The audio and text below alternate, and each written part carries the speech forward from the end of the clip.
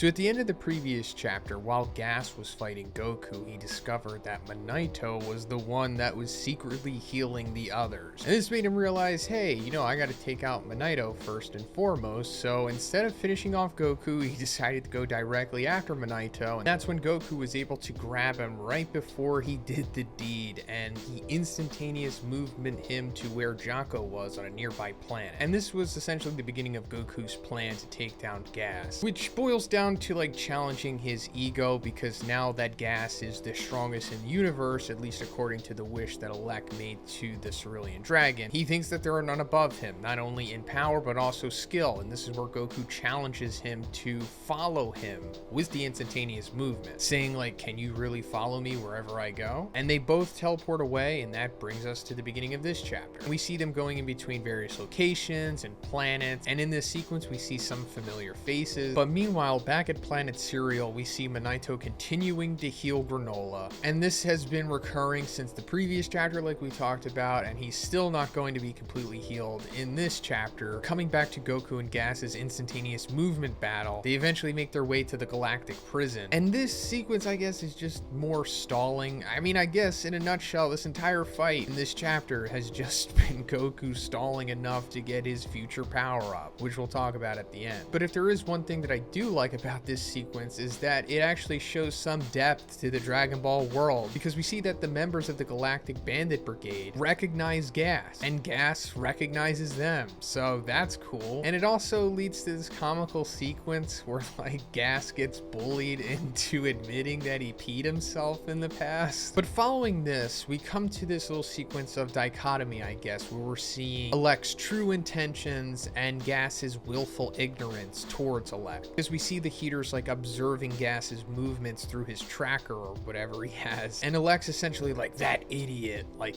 following Goku. But then we come back to Goku talking to Elec, having like this little talk no jutsu moment, saying like, so you just do everything your big brother says? You're way stronger than him. I bet you can make your own choices. And Elec's like, I seek power for Elec's sake alone. I follow his commands in order to make the Heaters the supreme organization in the universe. And then going further, Goku's like, are you sure about that? How far can you trust him? And again, getting a little more depth here, because Goku actually calls back to Raditz by saying, my own brother almost killed me a while back, so you might want to watch your back. So this is of course foreshadowing that Elec is eventually going to lead to the downfall of Gas, and I speculated that he probably already has, because we currently don't know all of the variables to the wish that Elec made to make Gas the strongest in the universe. The whole big theme with the Cerulean Dragon Balls and making this ultimate power wish has like the whole monkey paw aspect to it. We saw that when Granola made the wish, it reduced his lifespan to like 3 years. So I'm assuming that something similar happened to Gas. We don't know what the Heater's lifespan is. We don't even know what their race is outside of how their unbound form works or whatever. But we do have enough insight to know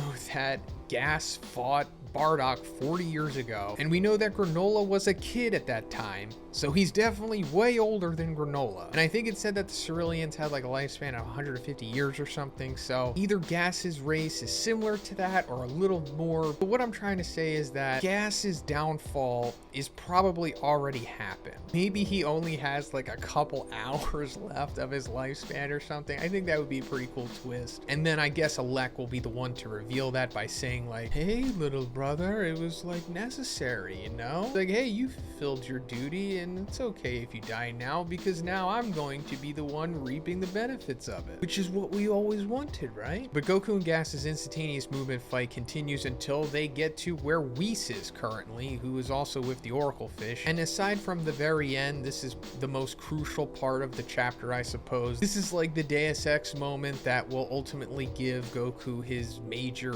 arc power up, but he leaves Gas with Whis, just assuming that Gas isn't going to do anything, because Gas even must know that angels are untouchable even to him. And then Goku like backtracks his way with instantaneous movement all the way back to Planet Cereal. He gets there right before the Heaters are able to take out the stragglers. And Elec's like, don't be stupid. You two could never beat that Saiyan. We'll just retreat for now and wait for Gas to get back. So that's a little ticking clock being set up there. But Gas with Whis here ultimately succumbs to Goku's gambit, which essentially was to just pull him out far enough into the water to the point of where he could no longer swim and couldn't return to shore. Because as I've been saying in my previous reviews, he's essentially just become a pay-to-win kid. He has all of the best abilities in the universe, but he's not skilled enough to use them properly. But Whis, being the pseudo-neutral character that he is, tells Gas the location of planet Cereal, and Gas, being the strongest in the universe, can fly millions of times faster than the speed of light and survive in the vacuum of space, and he's going to reach planet Cereal in 20 minutes from his location. So Goku starts helping Granola, Vegeta, and Monaito like get back on their feet. Then out of nowhere, Oatmeal, Granola's AI companion thing, transforms into like a robot form, and I guess he has become the new Giru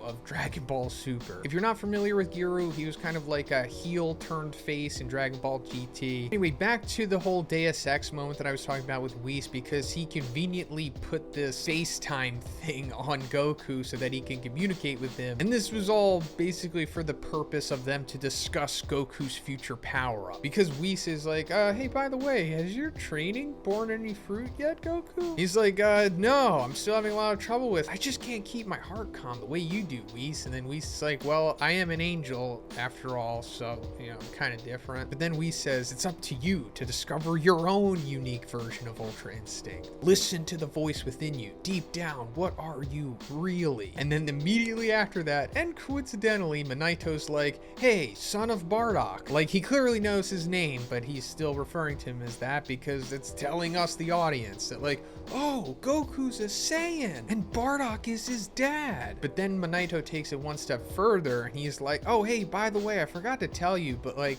I have Bardock's scouter from like 40 years ago. And he's like, yeah, you know, you can have this because, you know, like, you're his son. And Vegeta's unable to get it working at first, but then Oatmeal, aka New Giru, comes in and he's like, I can access the circuitry directly and play the audio via my speakers. So then he gets it working and we're hearing Bardock speaking from 40 years ago, and it says, Monaito, use this chance to get away as far as you can. I'll slow Gas down. Listen to me, you two have to stay alive. And the stay alive line triggers Goku, and he suddenly remembers what we saw in Dragon Ball Minus, or at the beginning of the Broly movie. His parents, Bardock and Jean, putting him inside of that toddler spaceship and sending him off to Earth before, you know, the ultimate destruction of Vegeta, because he also said, you have to stay alive. And then Goku like has like this aura come over him, like, oh, I'm a Saiyan. So yeah, I guess this is what we all ultimately expected was going to happen, because the big theme of Goku's impending power up here was having a better control over his emotions so that he could better develop his own unique version of Ultra Instinct. And we thought, okay, so since Bardock has come back into play here, Goku saying that he doesn't remember being a Saiyan, doesn't remember Bardock, that's probably going to come into play here. Him remembering who he is will, I guess,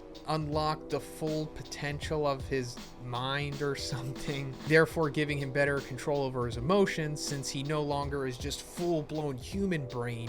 He is now a perfect balance of the Saiyan and the human brain, therefore mastered Ultra Instinct, or mastered unique Ultra Instinct, and that allows him to defeat Gas, of course, or enough so that, you know, Elect can eventually be the one to reveal that he was his ultimate downfall. But then it turns out that that was all just a cold open to this chapter, because the real chapter starts now with this flashback of us seeing Bardock fighting Gas, and it's showing us even more of the new revised baby-faced Bardock as he's saving Monaito and Kid Granola from Gas, who he's surprisingly fighting off pretty well. But even after his best efforts, Gas is still unaffected by his attacks, and the chapter ends with them about to go into like the final act of their battle, so we're finally going to get to see exactly what Bardock did to overcome Gas. I mean, we kind of got some insight into it into the last two chapters, but after us fully seeing it, and once this flashback is over, and then it'll come back to Goku and he'll be fully mind melded at that point and have some more insight into how he can take down Gas once and for all. But yeah, if you like the video, guys, please give it a like and please subscribe if you haven't already.